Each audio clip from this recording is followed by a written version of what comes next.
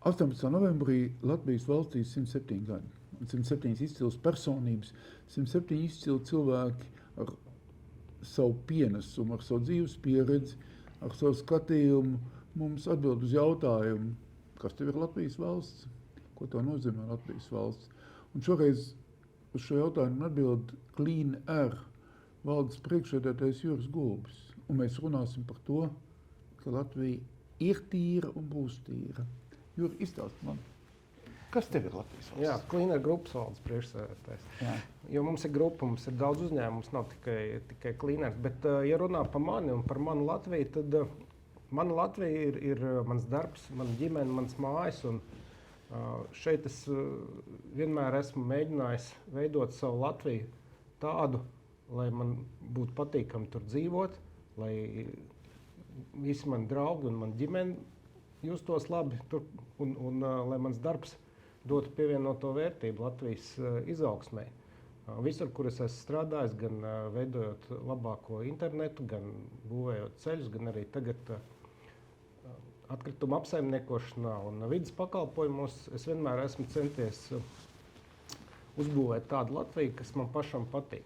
Un jāsaka, ka tīpaši strādājot tagad, man ir viegli redzēt to gala rezultātu, jo man ir svarīgs gan jēgpilns darbs, gan arī tāds darba rezultāts, ko es redzu.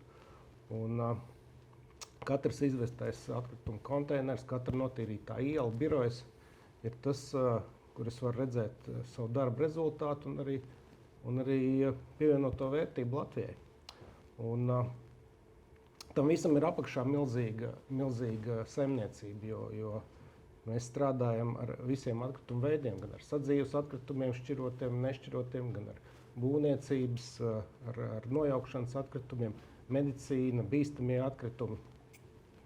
Tas viss ir jāsavāc, jāsašķiro, jāpārstrādā un jānodod atpakaļ apritē, jo mēs ne tikai savācam visu, mēs arī sašķirojam, veicam otrreizējo pārstrādi un liela daļa no tā visu, ko mēs savācam, atgriežas atpakaļ apritē, jo mēs arī uzskatām, ka atkritums ir arī resurss vienlaicīgi. Un viss, ko mēs neaprokam poligonā, getliņos, tas viss var nonākt apakaļ un tikt izmantots vēlreiz, lai uzlabotu, gan lai padarītu Latviju tīrāku, gan arī, lai uzlabotu mūsu ekonomiku.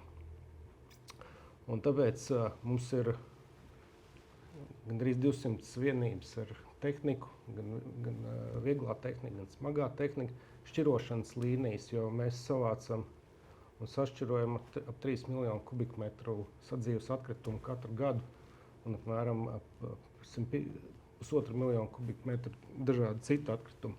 Tam visam ir vajadzīga milzīga saimniecība, un tā ir ne tikai fiziskā infrastruktūra, bet arī digitālā, jo, lai mēs izplānotu pareizi mūsu mašīnu maršrutus, lai mēs nebraukātu ar tukšiem konteineriem, lai mēs pa īsāko ceļu aizbrauktu līdz galapunktam.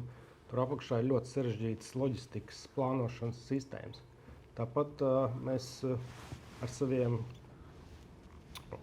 klientiem mēs komunicējam elektroniski. Tas ir gandrīz 80% no mūsu pakalpojumu lietotājiem ar mums komunicē elektroniski. Tam visam ir vajadzīga gan infrastruktūra, gan arī cilvēki, kas to visu apkalpo. Un, protams, lai mūsu sadarbība ar sabiedrību un lai mēs panāktu to, ka cilvēki aktīvāk arī iesaistās savas vides sakārtošanā, šķirošanā, liela nozīme ir sabiedrības izglītošanai.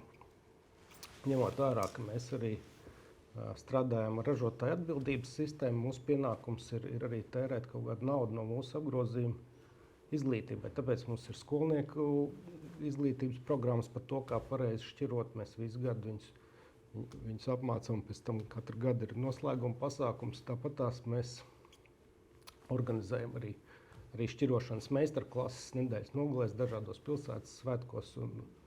Protams, nevar nepieminēt mūsu vidas objektu šūna, kas bija Rīgā pie Mākslas akadēmijas pagājušajā gadu. Un šogad tas bija Cēsīs visu vasaru stāvē, kur arī bija dažādi pasākumi, kur mēs runājām par vidi, par to, kā cilvēki var ieguldīt savas vidas sakārtošanā. Vēl viena tāda izglītības pasākums ir aprits ekonomikas indeks, ko mēs izveidojām, apkopojot tās aktivitātes, ko pašvaldības veic katrs savā teritorijā, par to, lai veicinātu aprits ekonomiku, lai resursus atgrieztu otrreizējā izmantošanā. Un jāsaka, ka tur arī tāda pat neliela sacensība veidojās starp pašvaldībām, kura labāk veicina aprits ekonomiku, kura netik labi. Varbūt, tā, un, protams, tas viss neiztiek bez cilvēkiem. Cleaner grupā strādā gandrīz 2000 cilvēku dažādās profesijās, sākot ar šo te kravas mašīnu šoferiem, šķirotājiem un beidzot ar apkopējām un biroja darbiniekiem. Tāpēc mēs arī ļoti rūpējamies par saviem darbiniekiem, jo skaidrs, ka mūsu Latvija ir arī tie cilvēki, kas strādā pie mums un kas nodrošina to tīro Latviju. Un jāsaka, ka mūsu iniciatīva ir, par ko mēs arī saņēmām Personāla vadības asociācijas balvu. Mēs esam izveidojuši darbinieku padomi, kas komunicē ar uzņēmumu vadību, kas palīdz saprast, kur mums ir problēmas, kur ir nepieciešams labāks darba apģērbs, kur labāka tehnika nepieciešama, kā uzlabot kopumā darbu, ko mēs darām, jo mūsu darbs katru dienu ir svarīgs Latvijai, svarīgs tās iedzīvotājiem.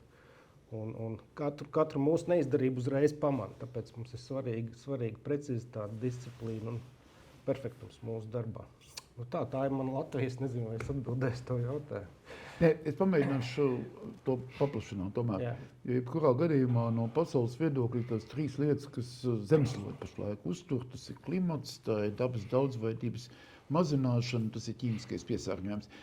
Viss pārējais patiesībā no globālā viedokļa ir nenozīmīgi, jo pretējā gadījumā tā pasaulē aizies bojā. Jā, pārāk sakaršanas vai pārāk ķīmiski piesārņojumi. Kā mēs izskatāmies uz pasaules fonu? Mēs izskatāmies kā kurā vietā, kaut kur labāk un kaut kur sliktāk, jo mēs joprojām aprokam diezgan daudz atkritumus poligonā, apmēram pusi no tā, ko mēs savācam no iedzīvotājiem, pusi aiziet poligonā, kas ir daudz, un mūsu apņemšanās 2035. gadā, ka mēs noglabāsim tikai 10%, un pašlaik izskatās tāda nevisai. Tas būs diezgan grūti sasniedzams.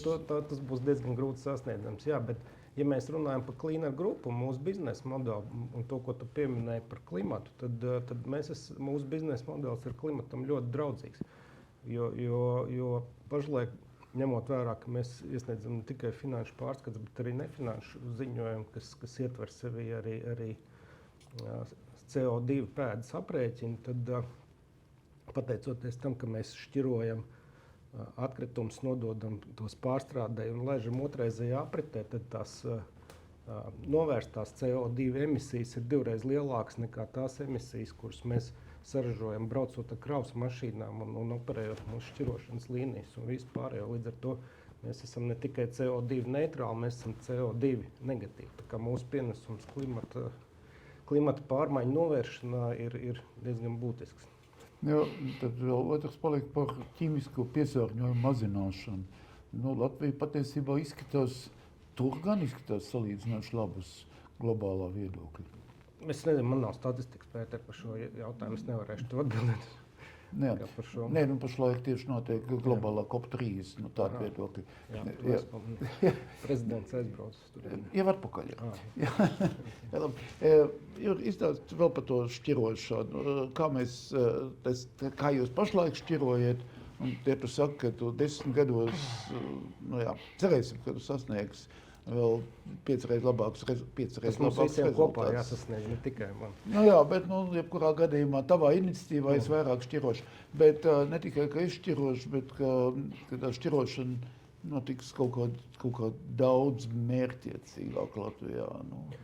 Tur vairāk elementi. Viens ir infrastruktūra. Tātad tie ir gan tie konteineri, kas stāv katrā mājā un kur mēs varam sašķirot, kas uzreiz atvieglo mūsu darbu, gan arī tie šķiroto atkritumu savākšanas laukumi, kur jūs varat aizvest savu televizoru veco vai dīvānu vai skāpi un nodot. Tāds arī mums ir Vietālas ielā 5 tepat Rīgā un katrā reģionā, kur mēs strādājam. Tās ir arī tīrmājas akcijas, kur mēs braucam un savācam no iedzīvotājiem šos